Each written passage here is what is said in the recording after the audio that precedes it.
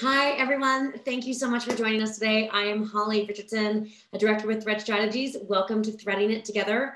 I'm very excited to be joined today by my friend and colleague, Stella Patrone, who is likewise a director with Thread. She's also one of our hiring specialists on the team. And we've been doing a lot of support of our partners on various open searches that they have at the moment.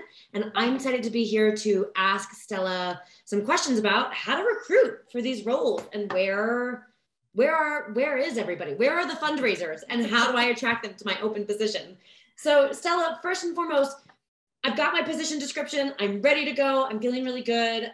How do I even start to think about where to post this and where to recruit? What do I do first? Yeah, I think that, the biggest thing I think is look at where you are. And we do a lot of hiring for development positions, but we also support some of our partners with non-development positions. So things like communications and marketing and operations. So a lot of times, I'm based in DC, Holly's based in Denver. We know what the big job posting, we know the industry ones, we know the ones that are successful for development, but we might not necessarily know, okay, we're looking for a position in Kansas City. Are people looking on the same, channels that people in DC who are looking for nonprofit development jobs look for in Denver? So we might not know that. So think about in your local area, what are the most successful posting channels, or industry specific or location specific channels first. Where have you seen the most success, or where have your colleagues seen a lot of success? Check with some of your peers. I think that's the first thing in terms of looking at channels, but go ahead. I'm just going to butt in and say, I think that's so interesting because oftentimes I think folks immediately think of LinkedIn and they think of Indeed and they think of ZipRecruiter and the ones that they hear advertised, but there are all these amazing local recruitment channels, boards, opportunities around that might not necessarily have the promotion budget, so you don't hear about them as often, but actually are really incredible sources of candidates at the local level. And so talking with your network, sourcing those things out, in addition to doing the big ones, I think is really important, because if you're a local, particularly if you're a local organization, you want to source locally. So start with those things that are immediately in your area, or what sort of industry you're looking in. So that's amazing. When I'm thinking about these big ones, Stella, what about budget? Like how much does recruiting cost these days?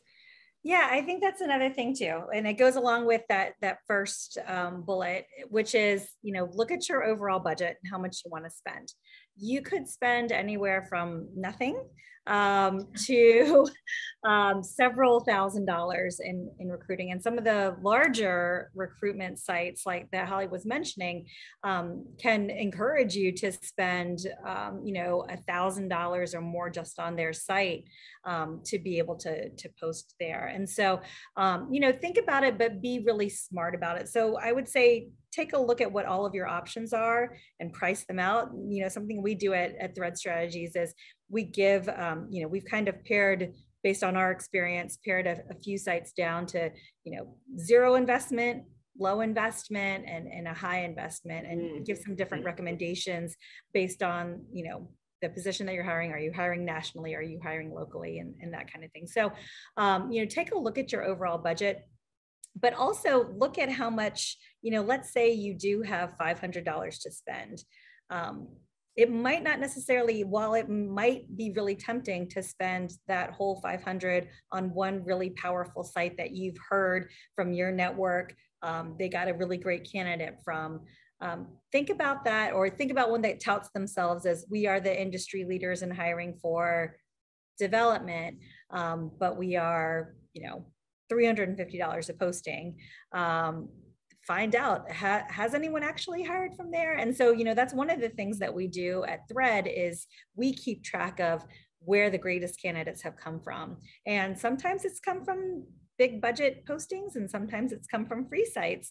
But, there are some sites that are position themselves really well, but we at Thread, with our, with with our searches that we've done over the past 5 years, have not sourced any, final candidates from those. So, really do your research and talk to not just, if you're working with, whether you're working with us or another, either a recruitment firm or just, on your own talking. Again, can't stress enough how important it is to talk to your network and your peers, when it comes to things like this, and where have people found people, because it's not always going to be that the ones that sound the most appealing are going to yield you the strongest candidates. Yeah. I think the other point there that we run into sometimes is you want to be looking at what's the spend that a site is encouraging you to make and for how long. So if I spend $350 to post on LinkedIn, is that up for 1 week, 2 weeks, 3 weeks, 4 weeks, 6 weeks? All the different sites, if they're local, national, whatever they are going to have different time boundaries on how much time you get for your buck. And you want to think about that so that if you have a limited budget to spend, you might want to make compromises where you decide to go for a site or not to go for a site based on the amount of time that your posting could be promoted there. So also be thinking, pairing timing and budget together can be really impactful and help you to stretch your dollar. And I would also caution though to beware of the free sites, because posting isn't just, uploading the PDF of your position description and then sending it on the way. It can be a little more time consuming depending on the site. Sometimes some sites are as easy as that, and that's fantastic. But some that are free could be a little bit more labor intensive. And if you have heard, or, if Thread is advising you, hey, we haven't really found a whole lot of candidates from this, maybe you don't want to do that. But I will also say, the example that Holly just gave of LinkedIn, look at those budgets, because a lot of the sites that were formerly free. So, some you can post it for free, or you can invest a little bit and, your post will be promoted. Well, for months, years, with some of the sites, and since we're talking about LinkedIn, it's not a secret, to post for free or post promoted, there was a small difference in terms of, the volume of candidates that you got, the quality of them. There's a very minor difference, and it wasn't necessarily worth it to invest in the promoted or sponsored posting. But it's lately, I feel like they're all of these recruitment sites are onto it now, because in the past couple of months, it's really turned out that if you don't put the money behind it on some of these larger national sites, you're not going to get the visibility for your post. And so that free post isn't going to give you the bang for your buck that it used to even a year ago. So, think about all of that too. And when you're putting together your budget and, looking at the time, and looking at, is free really going to be worth it? Yeah. So what's the last great piece of advice that you've seen around recruiting recently and you've been sharing out? What's something else that sort of tickles your fancy, or you think is like, aha, I should know?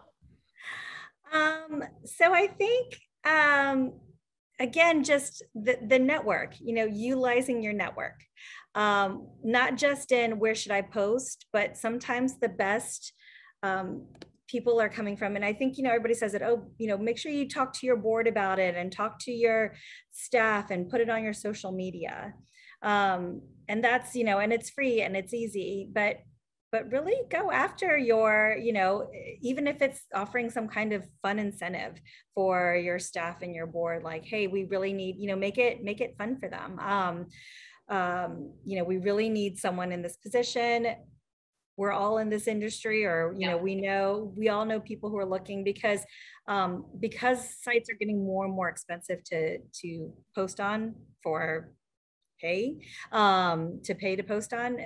It can be a lot of times coming through these networks. And, for those of you, so for executive directors, if you're keeping in touch with even your peer networks, and your fellow EDs, maybe they're doing a search as well. Just say, is there someone who you feel like, don't be afraid to do it. Is there someone who you feel like might not be the right for what you guys are looking for, but keep us in mind as well, because we're doing this search. And I think it's, you can only benefit from everybody. From everybody. Yeah, exactly. That's what we do. Yeah, So, I think don't underestimate the power of your network, and really, don't say that you're going to put it out to, your staff and your board, but not really, oh, the staff know that we're looking, just really make them excited about it, create some excitement around it. And that's a good free way that is free. It doesn't cost anything, but it's real free, not fake free. But it's, yeah, exactly.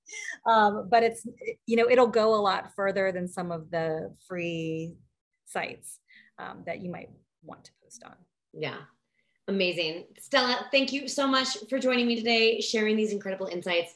Recruiting for development positions in particular can be tricky stuff, and it's really helpful to just, as all these sites change their payment models, their subscription models, which ones are doing what, having these sort of basic ground rules of good recruitment tips and tricks, so helpful. So if you also found this helpful as you were watching this as much as I did, and I get to work with Stella every day and I still find it helpful, go ahead, like this video, comment on it. Please follow our channel. We have other amazing videos about hiring and all sorts of other topics there as well. And we look forward to seeing you back on Threading It Together soon. Thanks so much, everybody.